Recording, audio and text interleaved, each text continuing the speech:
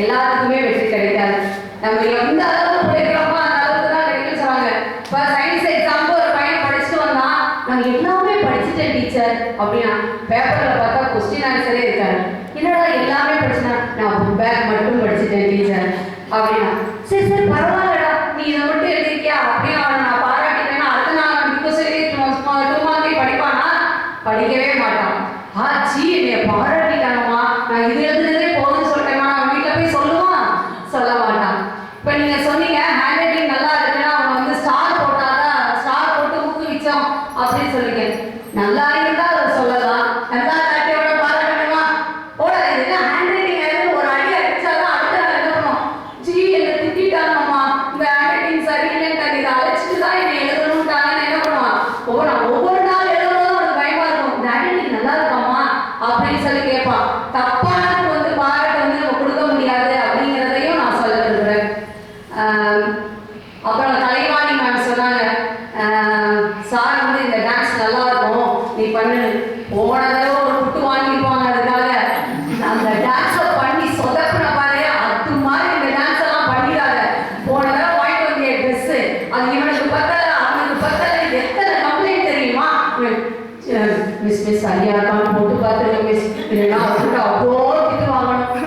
என்னதான் வந்துச்சு அவமானத்தால பாராட்ட மட்டுமே அவங்க வச்சுக்கிட்டாங்க, உள்ள இருக்குது ஆனா அவங்க சொல்லல.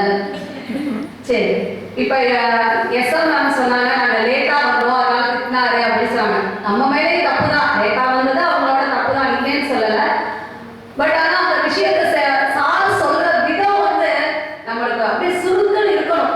அப்பதான் நம்ம வந்து அவமானப்பட்டுட்டோம், இந்த விஷயத்த செய்யக்கூடாது அப்படிங்கிறது நம்மளுக்கு தோணும். அந்த அவமானம் எப்போ வரும்? நம்ம பர்ஃபெக்டா இருக்கணும், பர்ஃபெக்டா இருக்கணும், பர்ஃபெக்டா இருக்கணும், அந்த மனசுல வந்து நம்மளை ஓட வைக்கும் அந்த அவமானப்பட்டாதான். அனுஷா மேம் சொன்னாங்க ப்ராடக்ட் கண்டிப்பா வாங்குவேன் அப்படின்னு சொல்லிட்டு, எவ்வளவு உழைப்பு எவ்வளவு உறுதியோட அவங்க இருக்காங்க பாத்தீங்களா? ஏன் தெரியுமா? அவங்க ப்ராடக்ட் இன்னும் ரீச் ஆகல, நம்ம இவ்வளவு உழைக்கிறோமே அது ரீச் ஆகலைன்னு அந்த அவமானம் வந்து அவங்களுக்கு இதா இருக்கு. கண்டிப்பா உங்க ப்ராடக்ட் வந்து இதாகும். வாழ்த்துக்கள். சில கருத்துக்களை சொல்லி முடிச்சுட்டு என்னோட தீர்ப்பை சொல்லலாம்னு இருக்கேன். நான் சொல்ற விதத்துலயே உங்களுக்கு தெரியும் எது தீர்ப்பா இருக்கும் அப்படின்னு சொல்லிட்டு.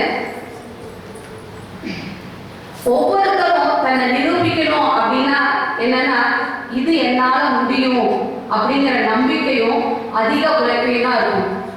பாராட்டு வந்து நம்மளுக்கு சுகத்தை தானே தரும். ஒரு 2 தடவை நம்ம பாராட்டோம், 3ஆவது தடவை என்ன செய்வோம்? நம்ம இதெல்லாம் நான் செஞ்சிருவேன் அப்படின்னு ஒரு நம்மளுக்கே ஒரு கர்வம் ஏற்பட்டுடும். அந்த பாராட்டு வந்து துளியுண்டாவது நம்மளுக்கு கர்வத்தை ஏற்படுத்தும், அது உண்மையானதுதான். ஆனா ஒரு அவமானப்பட்டுட்டோம்னு வச்சுக்கோங்களேன், அடுத்த தடவை அந்த இதை வந்து நம்ம செய்யவே மாட்டோம். எப்படியாவது அந்த முயற்சி பண்ணி இன்னும் சிறப்பா செய்யணும் தான் நம்ம நினைப்போம் ஒழிய அதுல தவறு ஏற்பட வாய்ப்பு இருக்காது.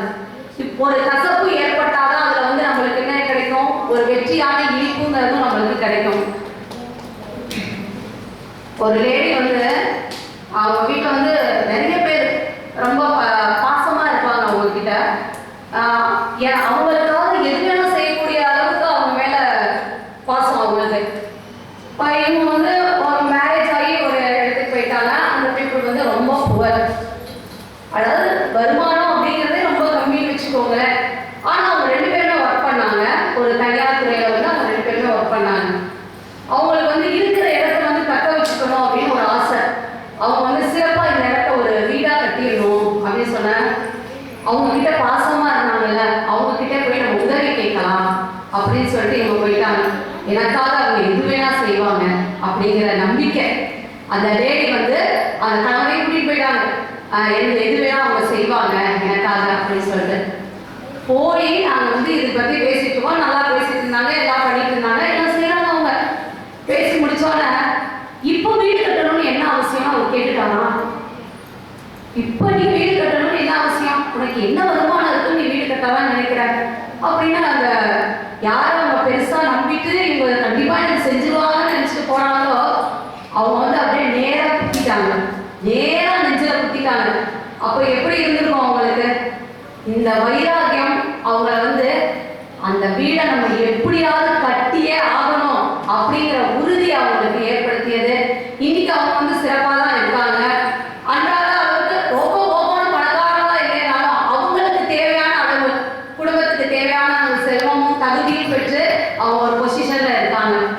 ஒரு விஷயத்தை நம்ம அடையணும்னா கொஞ்சமாவது அவமானப்பட்டாதான் அதை அடைய முடியும். பாராட்டே பெற்றுட்டு இருந்தா நம்மளுக்கு கர்வம் ஏற்பட்டுரும். அதனால ஒரு விஷயத்துல நம்ம சிறப்பு